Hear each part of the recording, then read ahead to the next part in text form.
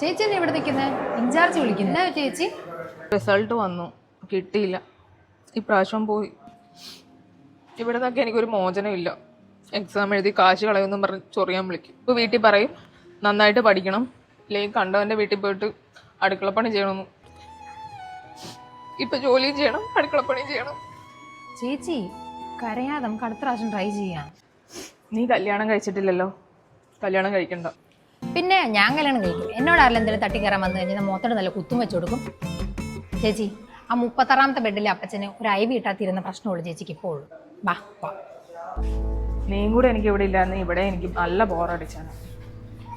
എടി നീ ഫ്രീ ആണോ? എനിക്ക് നിന്നെ ഒന്ന് കാണണമായിരുന്നു. ചേച്ചി സൂപ്പർവൈസർ വിളിക്കുന്നുണ്ട്, എനിക്ക് ശരിക്കും കിട്ടി. എടി എനിക്ക് നിന്നെ അത്യാവശ്യമായിട്ടൊന്ന് കാണണം.